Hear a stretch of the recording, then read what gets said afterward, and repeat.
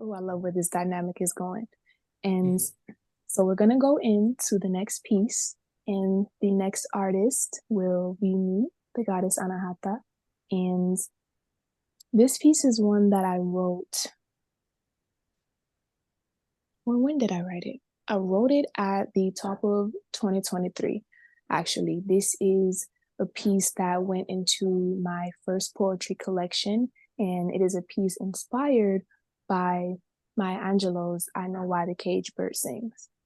And this one is deeply important to my spirit and even with alignment to the theme because I just had to realize that I played the biggest part in my own foolishness and the foolishness of not being able to see and understand my power, even though I could look at me and see how powerful that I was and that I am, and that I just wasn't using it for no good reason. So I was trapping myself in this cage. I was trapping myself in this limit, in this limited position, and that I never had to be there and that I chose it.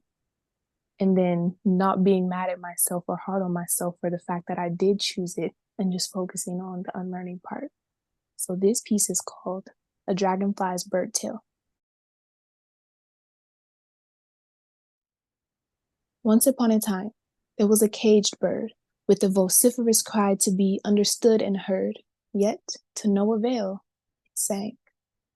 The key was tucked away. That mocked bird every day, red pill through slim veins, it knew it was trapped. Its wings became weak, ready to remove its beak, wanting to end it all and never be found again. Because what's the point of life if not to soar through the night and let love call through trees, sweet melodies? Whole time, it could change form, and the dragonfly was born. Now, it could just slip through the cracks. Nervous and scared, yet boldly it dared to challenge this power's possibility. The key was its heart, to reset and restart, the Kuji of Shah empowered. And the cage sits left, somber and bereft, never to trap another wing. Shay. Oi, oi. Quick context on that piece, I began studying the Kujikiri. And Kujikiri, it was from the samurai warriors, how they began to activate and unlock their power as well. And the dragonfly is actually my spring summer spirit animal, which came to me in really 2022, but I didn't realize it. But in 2023 is when I realized that that was my spirit animal and the story behind the dragonfly and what it actually means, how it can do what no other insect does. So I go from being this trapped bird when I really see the key right there and I can just pick it up. And then I can transform myself and unlock my own heart and then be able to become this brand new creature that can now maneuver in a different way, and then to look at where I was and know that I have the power never to do that again. Hmm. So what does unlocking your own heart mean to you? Because I get what I get from it, but I know, Mm-hmm. that's for me. Unlocking my own heart, it speaks to allowing the universal language to speak to and through me, to be okay and happy with the uniqueness of the love that I share, not wanting to bend it or change who I am and how I express who I am and how I Mm. express what I do, and not needing to make any adjustments except those from the divine, from the most high, from the universal spirit, and not letting anything else change who that is, because that is what puts me in this trap position. So when I unlock my own heart, it's me unlocking my expression. It's me unlocking my love, the potential of what it is, what it does, who I am, and how I'm meant to express it, because that is a divine message that I got from the universe. And I was doing myself and the universe a tremendous disservice by not being that. Wow. Freedom. Nice question. Ultimate freedom. Thank you for that question. You're welcome for sure. Thanks for And sharing. I'm wondering, Mm-hmm. could you expand on, because the dragonfly, Mm-hmm. I'm going to mention him because I like him a lot. If people haven't heard about him, Dr. Mm-hmm. B Serious, I love and Dr. B Serious. we we love him in this house. Like my daughters say Mm-hmm. that he reminds them of their nanny, like a Mm-hmm. male version of my mom, and I do see it. He talks about the dragonfly, so he opened my mind to the potential and what the beautifulness of the dragonfly. But could you expand on that? Mm-hmm. I began to love the dragonfly's uniqueness. Excuse me. And then I began to study that they're one of the oldest insects that has ever existed that still exists to this day. They are over 360 million, 380 million years old. And within that time, they have expanded and evolved. They went from these large, grand insects to becoming smaller, how they can fly and pivot, turn in 360s and go back and forth. And they can move in ways that no other insect can move. That uniqueness that they have, they're not meant to do what other insects do. And even though that their lifespan is short, the beauty that they carry is unexplainably unique. The fact that they can hover in place, and in a lot of insects, no other can do that. So then I began to study them. And if you look at how they move and the way that they can pivot, since we are all at an age where we learned cursive, unfortunately for the younger generations, they can move in cursive. And if you can follow their pattern, they can actually start making letters because we know what the cursive is. So it's like they can give you messages in cursive that are relating to possibly what it is in your life.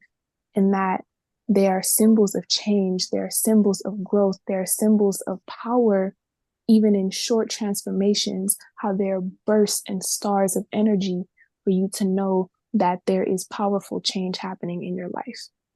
Mm-hmm. And once I discovered that for me, everything that they symbolized as I looked into it more, as I looked into the science of how they grow and pupate, as I looked into every part of who they are and what they are, it began to align with me. And then even with the cursive part, I found that out on my own. That was a divine message when I was just watching them move. I said, that looks like cursive. And it almost looked like they were spelling a word to me that is my favorite word ever besides my name, is love. And once I seen that, knowing that they mean change, change the love, change your heart, change for what it is that you want and who you are.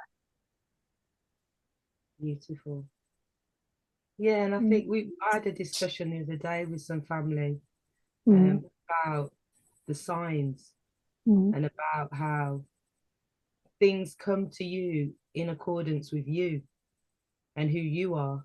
And again, never the fool is being able to see the signs for yourself, you know, because it was a conversation that I had with an elder who was talking about someone who had passed and they came to them in the form of a bird, and that they were talking to somebody religious who was saying that doesn't happen.